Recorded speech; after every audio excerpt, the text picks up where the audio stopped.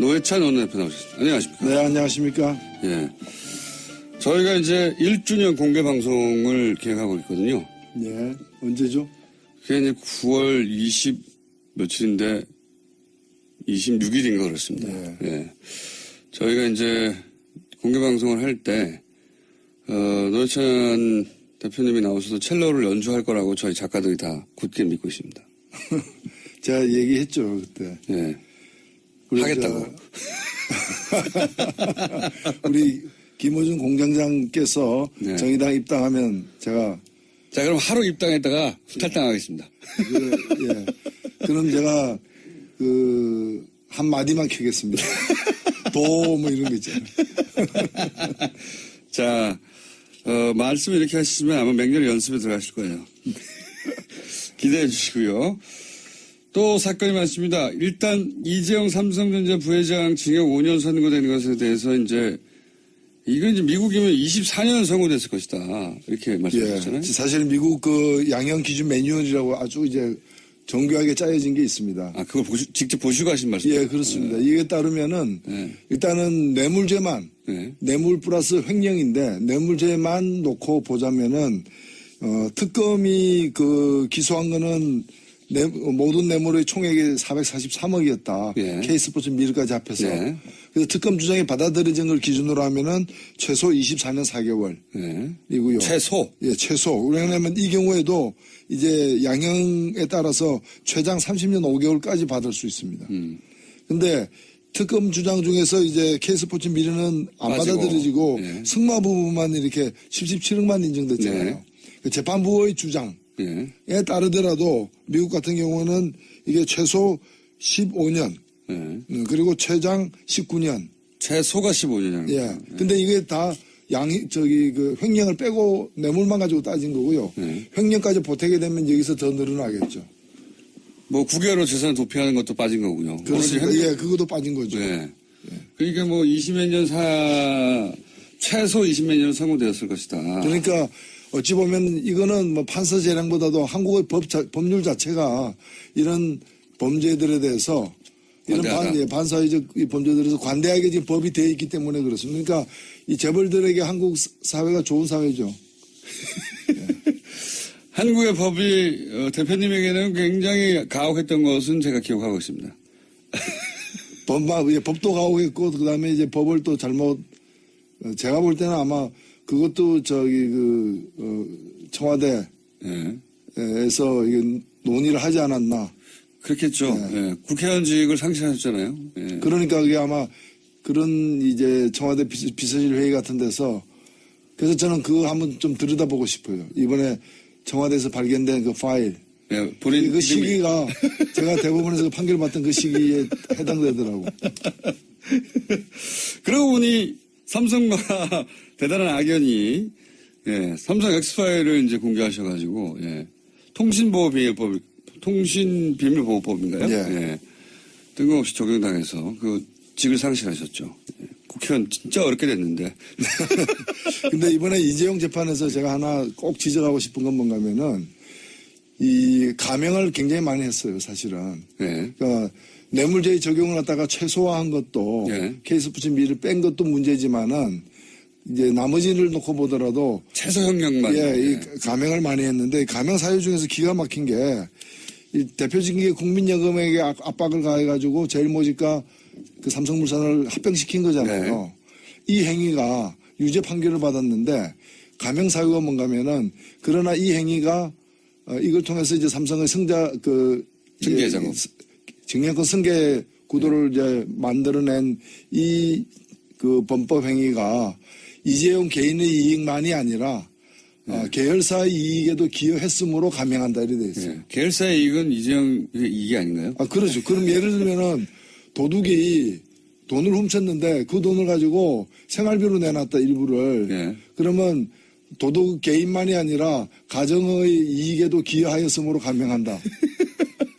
식당 가서 그거 가지고 뭐 비싼 밥 사 먹으면은 국가 경제에도 기여한 바 있으므로 감명한다. 이게 말이 되는 얘기냐. 이게. 식당 주인의 복지에도 기여했음으로 그러니까. 감명한다. 이런 거 아닙니까? 그러니까 이거는 부당이익이기 때문에 원천적으로 범법 행위를 통한 부당이익이고 예를 들면 작물이잖아요. 훔친 물건인데 그 훔친 물건을 가지고 누구한테 그 동네 사람에게 나눠줬다 그래가지고 동네 화목에 기여한 바 크므로 감명한다. 이게 말이 안 되는 거죠. 동네 사람도 아니에요. 예. 본인이 오너인. 그리고 그 계열사라는 게 그 본인 이익이 결국 본인에게 이렇게 집중되는 건데 말이죠.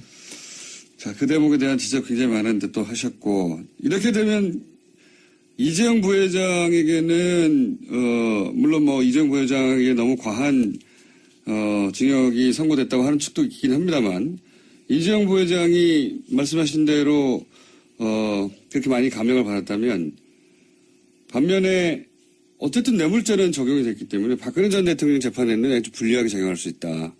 이렇게들 얘기해요. 그렇습니다. 예. 제가 볼 때 2심에 어떻게 될 것이냐가 관심들이 많은데 이 뇌물죄가 무너지지 않는 한 네. 일단 뇌물죄가 유지되는 한 더 이상 감형되기 힘들다라고 보는 거죠. 박근혜 전 대통령은 못해도 10년 이상이 나오게 되는 거죠. 이렇게 되면. 그렇죠. 제대로 된 재판을 한다면은 예. 그래서 오늘 얘기 나눈 이정렬 전 판사는 박근혜 전 대통령의 전략을 바꿔서 이제는 이재용 부회장이 불리한 진술을 할 수도 있다. 본인이 살려고. 이때까지는 운명 공동체였는데 법에 건져서 보자면 박근혜 전 대통령이 본인이 적극적이었고 이재용 삼성 부회장이 소극적이었다고 판결이 된 거니까 네. 아니다. 네. 저쪽에서 적극적으로 요청했다고 말을 할 수도 있다. 예 이제 뭐 그렇게 되면 이전 투구가 되는 거죠. 예 진흙탕에서 이제 두 분이 뒹구는 거죠. 자, 뒹군다. 네. 제가 한 말 아닙니다. 자, 다음은 안철수 전 대표가 일각에서는 1차 통과 못하는 거 아니냐. 예. 그 결선 투표까지 가는 거 아니냐고 했는데 턱걸이로 51%로 예. 넘어갔습니다. 넘어가서 결선 없이 당선이 됐는데 이거 어떻게 해석하십니까? 51%. 예, 뭐 선거란 것은 어쨌든 한 표라도 이기면은 그렇죠. 예, 승자가 되는 것이고 룰에 의한 것이니까 큰일 날 뻔한 거죠. 어찌 보면은 큰일 날 뻔했죠. 조금 못 얻었으면 결선으로 가는 네. 거고 결선 갔으면은 이번 그 득표 결과를 보니까 결선 갔으면 이기기 힘들었던 그렇죠. 51%가 아니라 49%였으면 51%가 다른 쪽으로 갔다는 예. 얘기가 되는 거니까. 근데 여하튼 이겼으니까 예. 뭐 이긴 뒤에는 그냥 넘어가는 거죠. 어쨌든 당선 자체는 성공이라고 볼 수 있는데 또 이게 지금 만만치가 않겠다 싶은 게 저도 한번 얘기한 적이 있는데 한 분 제외하고 여성위원장 한 분 제외하고는 근데 여성위원장은 또 안철수계로 분류되지 않아요. 안철수계로 분류되는 최고위원들은 다 원외 국회의원이 돼본 적이 없고 보통 국회의원들 이런 분들은 국회의원 지망생이라고 막 이렇게 낮춰 부르는데 국회를 경험한 적 없고 그리고 이제 지도부가 됐는데 아무도 본회의장에 못 들어가고 법원도 제출할 수 없고 표결에도 참석할 수 없고 이러면 나머지 40여 명에 이르는 국회의원들이 이 지도부의 판단을 존중할 것인가? 경험상 어떠십니까? 예, 이게 좀 불안정 요소가 아무래도 있는데 이 당이 처음 만들어지는 어떤 동기, 네. 배경 자체가 그 안철수 대표의 어떤 대권 도전을 위해서 만들어진 거 아닙니까? 본질은. 네. 그렇기 때문에 이 당의 어떤 정체성 자체가 그 안 대통령 만들기였기 때문에 아무래도 안철수 대표 중심으로 하는 쪽과 또 여기에 소극적이나 반대하는 쪽으로 분리될 수밖에 없는 거죠.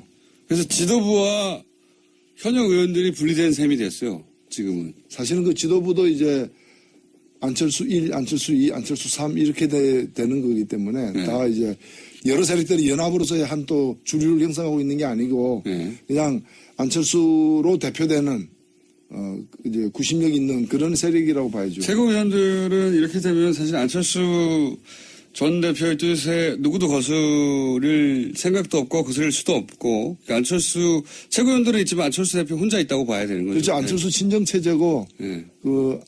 그렇죠. 안철수가 대표 아닙니까? 네. 전체를 또 대표하고 그런 여기 상황. 서느냐 제가 이제 궁금한 것은 왜냐하면 제가 이제 국회의원들이 예. 본회의장에 못 들어오는 최고위원들이나 예. 본회의장에 못 들어오는 지도부에 대해서 무시하는 경우를 많이 봐왔거든요. 예, 그래서 안철수 대표가 일단은 지방선거, 예. 지방선거를 어떻게 돌파하느냐가 막 관건일 것이고, 그 다음에는 이제, 뭐 경우에 따라서는 그 보궐선거, 재보궐선거 같은 데 출마할 수도 있겠죠. 다시요? 본인이 직접? 뭐 정치인이 그럴 가능성도 있죠, 정치인이니까. 그 지방선거가 이제 그 가장 큰 통과해야 될 지금 1차 목표이기 때문에 그래서 더 그렇겠지만 자유한국당과 국민의당과 바른정당이 이렇게 저렇게 합친다. 뭐 각자 백가정명이에요. 각자 아이디어들이. 그런 가운데 그 홍준표 대표하고 안철수 대표도 대표로 처음으로 만났죠. 후보 대 후보로 만나다가. 예. 굉장히 재밌는 장면이었는데. 논평하실 부분 없습니까? 이제 뭐 다 같이 야당이 된 거죠. 예. 야당이 됐기 때문에 한때는 경쟁 관계였지만 이제는 또 동병상련의 어떤 그런 뭐 관계도 있을 수 있는 근데 거죠. 워낙 토론의 자리에서 두 양반이 각을 크게 세웠고 뭐 서로 쳐다보지 않는다고 하고 뭐 왜 안 쳐다보냐고 하고 이렇게 계속 티격태격 했지 않습니까? 예. 근데 국회의원 일반 국민들 입장에서는 야 그렇게까지 하다가 또 화기애애하게 서로 끌어안으니까 그리고 이분들은 일반 국민이 아니잖아요. 특수 국민이죠. 정치인인데 예, 얼마든지 이거는 상황에 따라서 이제 적응을 굉장히 빠르게 잘 하는 분들이니까요. 지금은 뭐 사안별로 연대해야 될 어떤 그런 보수 야당의 어떤 그런 대표자들이죠. 이렇게 되니까 그러니까 지금 아까 이제 명예 쓰겠느냐 하는 질문도 드렸지만 지도부가 원내에 없다. 그래서 의원 회의할 때도 지도부 아무도 못 참석하고 뭐 이런 명예 서겠냐고 하는 가운데 실제 또 호남 지역 의원들이 안철수 대표의 첫 행보에 동참을 안 했어요. 예. 예, 그건 뭐 아마 필수 참석 어떤 직책 이게 그분들이 없어서 그랬을 걸로 보여지고. 근데 보통 이게 당대표 새로 선출되고 나면 이렇게 쫙 서가지고 가지 않습니까? 그분들이 쏙 다 빠졌다고. 아무래도 경선을 치렀기 때문에 또 그런 면도 있겠죠. 그런데 그 의원들 중에 비호남 수도권 지역 의원들은 또 안철수 대표 지지 세력으로 보통 분류되기 때문에. 수도권이 없습니다. 근데 한두 분밖에. 비례 대표들이 있죠. 예. 그래서 그런 분들은 원내에서 또 그 대표의 어떤 의향을 반영할 가능성도 있다고 보여집니다. 전망은 어떻게 하세요? 이렇게 돼서 이제 어쨌든 합종 연행하려고 여러 가지 구상들이 나오지 않습니까? 뭐 친문 친박 제외하고 다 모여라 하는 그런 시나리오 하고 맥이 통하는 시나리오도 나오고 안 된다. 바른정당 중심으로 국민의당과 붙어야 된다는 주장도 나오고 아니다. 자유한국당에서 일부 나오고 바른정당, 국민의당, 안철수계 합쳐서 또 새로운 당을 만들어야 된다는 도 나오고 막 다양하게 나와요. 예, 그만큼 이제 기반이 불안정하고 지형 자체도 이렇게 이제 불안정하다는 뜻인데 제가 볼 땐 그 사실 이 일이 처음이 아니지 않습니까? 예, 이런 시도 오랫동안 이번 대선 이전에도 뭐 헌법 개정이라거나 임기 단축이라거나 뭐 이런 여러 가지를 가지고서 또는 이제 제3지대 제3지대라고 그러죠. 그 제3지대라는 사실 미명하에 그 뭐 이렇게 혼자서 뭐 되기 어려운 분들이 다 모이자. 혼자서 되기 어려운 분들. 그 결론은 뭔가 하면 되는 일이 없다거든요. 저는 이번에도 그 같은 결론이 나올 거로 보여죠. 그 세 당이 합쳐지는 거는 그렇게 쉬운 거의 성사되기 힘든 일이 아닌가. 시나리오는 많지만 어려울 것이다. 예, 세 당이 온전히 합쳐지는 일은 없다고 저는 보고요. 당은 그대로 있고 후보만 뭐랄까요 서로 조율해서 내는 경우는 어떻습니까? 예를 들어서 자유한국당이 강한 후보를 가지고 있는데 당신은 그럼 서울에 나가시고 그러면 나머지 두 당은 서울에는 안 낼게 뭐 이런 식으로. 그게 굉장히 복잡한 게 사실은 이 수학을 해야 되는. 근데 그 합의가 이루어지기가 그렇게 쉽지는 않을 거라고 저는 보여집니다. 다 어렵다고 보시는군요. 예.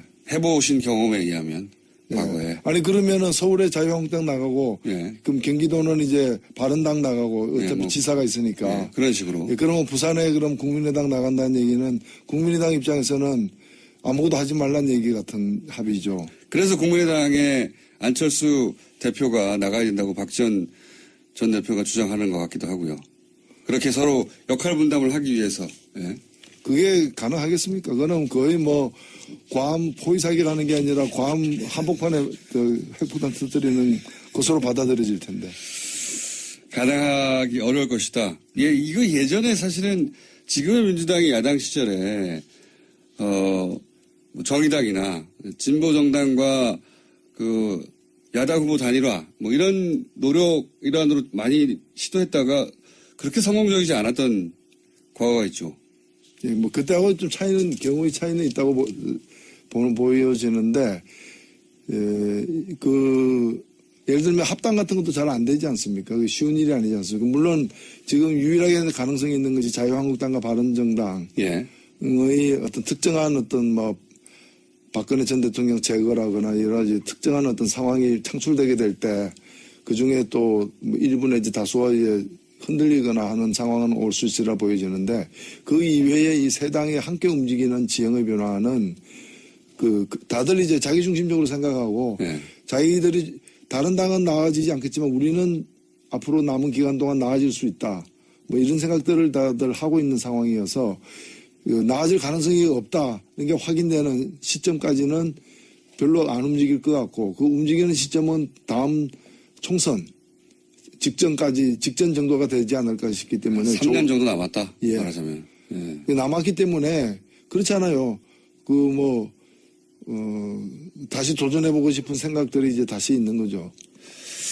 어렵다는 게 전망이십니다. 자, 어제 법사에 계시니까 또 이 질문을 드려야 되는데 이유정 헌법재판관 후보자에 대해서 보고서 채택이 안 됐습니다. 일단 이유정 후보자는 어떻게 평가하십니까? 예, 뭐 소문난 잔치에 먹을 게 없었다. 예. 저는 그렇게 보는데 일단 처음에 제기된 것은 이제 여러 후보들 내지 정당들 심지어는 뭐 민주노동당까지도 홍보대사 내지 지지선언 예. 이런 데 참여를 한 바가 있기 때문에 정치 편향이 너무 심한 거 아니냐라는 지적을 일부 보수 야당으로부터 받았는데 막상 그 뚜껑을 열어보니까 그렇지 않았다는 거죠. 심지어는 오히려 과거에 이제 민정당 국회의원을 2번이나 지내고 총 국회의원 4번이나 지낸 예.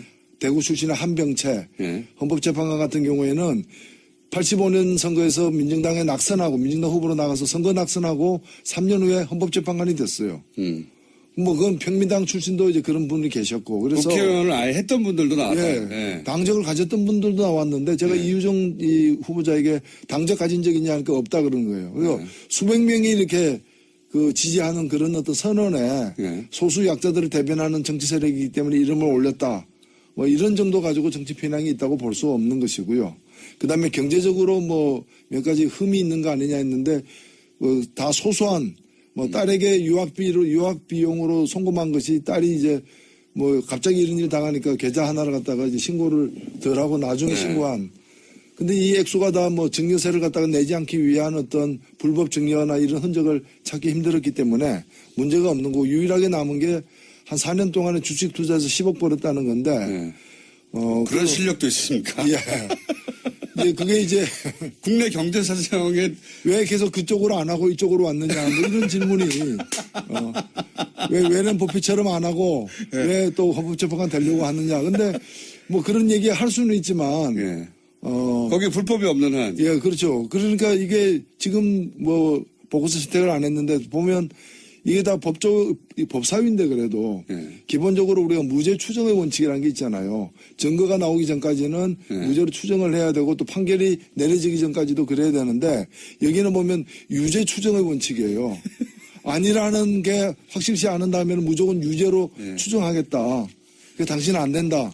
뭐 이런 거라서 제가 볼 때는 야당들이 뭐 보고서는 채택 안 했지만 이 끝까지 이렇게 강하게 반대할 명분, 이유를 찾지 못했다. 이렇게 보여집니다. 그러니까 한마디로 잡아내지 못한 거군요. 예. 어찌 보면은 좀 많이 이렇게 8명 중에서 보수가 6명이나 되고, 그리고 뭐 5명 이상이 서울대 법대 출신이고, 뭐 이런 여러 가지 상황을 또 한 명을 빼고 다 남성이고 네.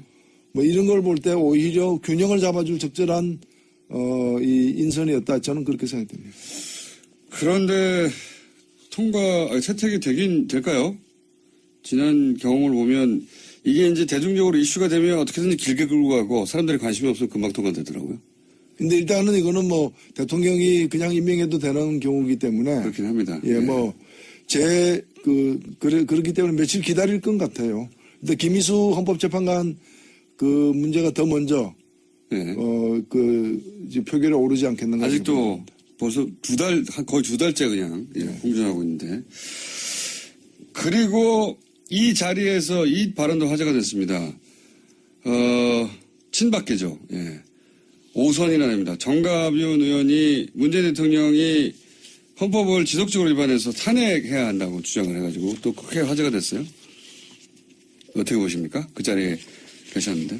예, 글쎄요. 저도 뭐 신문에서 봤기 때문에. 그 자리에 안 계셨군요. 예, 발언할 때는 저의 발언 후에 발언을 한 건데. 네. 뭐 그렇게 크게 화제가 되지는 않았어요. 그 종편에서는 크게 화제가 됐습니다. 예? 종편에서는.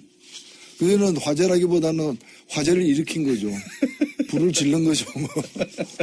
뗄감이 없으니까 이런 거 가지고 이제. 그리고 포탈에 이게 기사가 올라가게 댓글이 엄청 많이 달리긴 했습니다. 예, 그거는 봤습니다. 예. 봤는데, 뭐 제가 볼 때는 뭐, 그런 또 생각을 가진 분도 있구나. 예. 굉장히 드물긴 하지만. 드물긴 예. 하지만. 저는 이 심리가 궁금해요. 그러니까 본인도 탄핵이 실제로 자신이 한 근거대로 될 리가 있다고 생각하지 않았을 거 아닙니까? 설마 오선이나 국회의원이 하신 분이 탄핵 사유 몇 가지 얘기하고 정말로 이런 사유로 문재인 대통령이 지금 탄핵이 될 거라고 생각 안 했겠죠. 예. 그죠? 그러니까 본인도 본인이 한 말이 그렇게 될 거라고 생각 안 하잖아요. 안 하죠. 예. 근데 이제 본인도 본인의 주장을 믿지 않으면서 왜 이런 주장을? 그 당 대표도 그런 얘기를 한 번 한 적이 있는데 임기를 못 마칠 거다. 예, 그렇죠. 그런 얘기. 탄핵 당할지 모른다. 뭐 네. 이런 뉘앙스. 이게 마치 이제 자신들이 당했기 때문에 아직도 그 충격에서 그 외상후 스트레스에서 못 벗어나는 거죠. 못 벗어나는 거고 뭐 그걸 또 보복을 했으면 하는 그런 네, 그런 심리. 좀 저열한 그런 복수심 같은 게 이제 있을 수도 있겠죠. 복수심에서 한 말이다.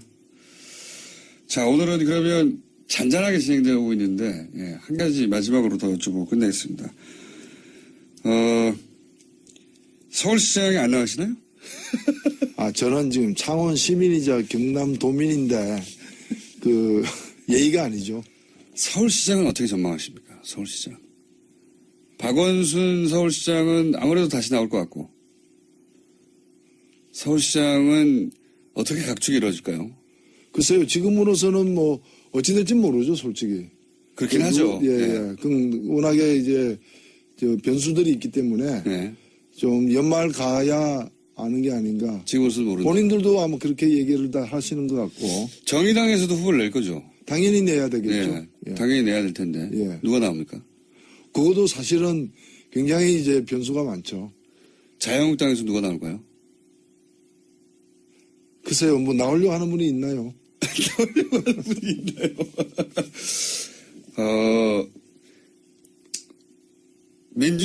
민주당에서는 박원순 서울시장도 경선에 참여해야 되는데, 예. 박원순 서울시장의 가능성이 높겠죠? 경선을 통과할, 현재 기준으로 보자면? 모르죠. 다 모르신다고. 아니요, 뭐, 이제 박원순 시장도 거치 문제에 대해서 연말까지 정하겠다라고 일단 예. 최근에 공식 입장한 그거. 부인하지는 않는 걸로 보아서는, 황교안 어떠십니까? 황교안. 지금이 유신 시대가 아니잖아요. 본인 이제 트위터, 페이스북인가 같은 SNS 활동도 제법 적극적으로 하시고 뭔가 뜻이 있는 것 같은데. 그거야 글쎄요. 이게 뭐 학도 호국단 선거도 아니고. 오늘 노회찬 대표님이 왠지 뭐랄까요? 약간 기온도 빠지신 게 아침 식사를 못 하고 오셨어요. 기온 빠진 게 아니라, 예. 예, 적절히 쓰고 있죠, 뭐. 적절히요? 예. 아무래도 힘이 없다는 핑계로 다음에 첼로 연주를 안 하려고 하는 거죠. 첼로 연주 저희가 꼭, 하시도록 만들겠습니다.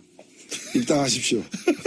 아니, 그렇게 제가 아침에 입당해가지고 첼로 연주 끝나면 탈당할게요. 예, 그건 인정이 안 되는 거죠. 예. 며칠 이상 입당해야 됩니까, 그러면? 10년. 10년. 예, 그래야 강산이 변하니까. 오늘 여기까지 하겠습니다. 정의당 노회찬 대표였습니다. 감사합니다. 네, 감사합니다.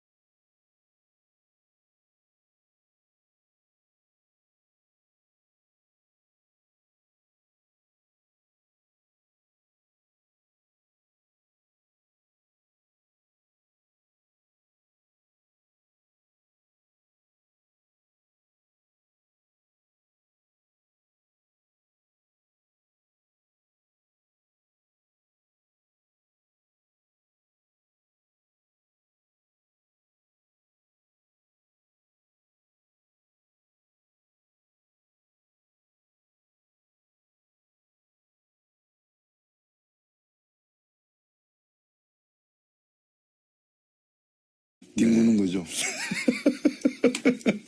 자, 뒹군다. 네. 제가 한 말 아닙니다. 자, 다음은 안철수 전 대표가 일각에서는 1차 통과 못하는 거 아니냐. 예. 그 결선 투표까지 가는 거 아니냐고 했는데, 턱걸이로 51%로 예. 예, 넘어갔습니다. 넘어가서 결선 없이 당선이 됐는데, 이거 어떻게 해석하십니까? 51%. 예, 뭐 선거란 것은 어쨌든 한 표라도 이기면은 그렇죠. 예, 승자가 되는 것이고 룰에 의한 것이니까 큰일 날 뻔한 거죠. 어찌 보면은 큰일 날 뻔했죠. 조금 못 얻었으면 결선으로 가는 네. 거고 결선 갔으면은 이번 그 득표 결과를 보니까 결선 갔으면은 이기기 힘들었던. 그렇죠. 51%가 아니라 49%였으면 51%가 다른 쪽으로 갔다는 예. 얘기가 되는 거니까. 근데 여하튼 이겼으니까 예. 뭐 이긴 뒤에는 그냥 넘어가는 거죠. 어쨌든 당선 자체는 성공이라고 볼 수 있는데 또 이게 이제 만만치가 않겠다 싶은 게 저도 한번 얘기한 적이 있는데 한 분 제외하고 여성위원장 한 분 제외하고는 근데 여성위원장은 또 안철수계로 분류되지 않아요. 안철수계로 분류되는 최고위원들은 다 원외 국회의원이 돼본 적이 없고 보통 국회의원들은 이런 분들을 국회의원 지망생이라고 막 이렇게 낮춰 부르는데 국회를 경험한 적 없고 그리고 이제 지도부가 됐는데 아무도 본회의장에 못 들어가고 법안도 제출할 수 없고 표결에도 참석할 수 없고 이러면 나머지 40여 명에 이르는 국회의원들이 삼성 엑스파일을 이제 공개하셔가지고 통신비밀보호법인가요? 예. 뜬금없이 적용당해서 그 직을 상실하셨죠.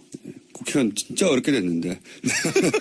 근데 이번에 이재용 재판에서 제가 하나 꼭 지적하고 싶은 건 뭔가면은 이 감형을 굉장히 많이 했어요, 사실은. 네. 그러니까 뇌물죄의 적용을 갖다가 최소화한 것도 케이스 부침비를 뺀 것도 문제지만은 이제 나머지를 놓고 보더라도 최소 형량만. 이 감형을 많이 했는데 감형 사유 중에서 기가 막힌 게 이 대표적인 게 국민연금에게 압박을 가해가지고 제일 모직과 그 삼성물산을 합병시킨 거잖아요.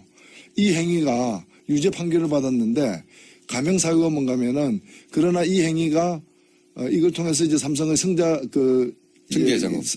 증여권 승계 구도를 이제 만들어낸 이 그 범법 행위가 이재용 개인의 이익만이 아니라 계열사의 이익에도 기여했으므로 감형한다 이래 돼 있어요. 계열사의 이익은 이재용 이익이 아닌가요? 그렇죠. 그럼 예를 들면은 도둑이 돈을 훔쳤는데 그 돈을 가지고 생활비로 내놨다 일부를. 그러면 도둑 개인만이 아니라 가정의 이익에도 기여하였으므로 감형한다. 식당 가서 그거 가지고 뭐 비싼 밥 사 먹으면은 국가 경제에도 기여한 바 있으므로 감형한다. 이게 말이 되는 얘기냐 이거죠. 식당 주인의 복지에도 기여했으므로 감형한다. 이런 거 아닙니까? 그러니까 이거는 부당이익이기 때문에 원천적으로 범법 행위를 통한 부당이익이고 예를 들면 작물이잖아요. 훔친 물건인데 그 훔친 물건을 가지고 노회찬 원내대표 나오셨습니다. 안녕하십니까? 네, 안녕하십니까? 예. 저희가 이제 1주년 공개 방송을 계획하고 있거든요. 네, 언제죠? 그게 이제 9월 20 며칠인데 26일인가 그렇습니다. 예. 저희가 이제 공개 방송을 할 때, 노회찬 대표님이 나오셔서 첼로를 연주할 거라고 저희 작가들이 다 굳게 믿고 있습니다. 제가 얘기했죠, 그때. 예. 하겠다고. 우리 김호준 공장장께서 정의당 입당하면 제가. 자, 그럼 하루 입당했다가 탈당하겠습니다. 예. 그럼 제가 한 마디만 캐겠습니다. 뭐 이런 거 있잖아요. 자, 말씀 이렇게 하시면 아마 맹렬히 연습에 들어가실 거예요. 기대해 주시고요.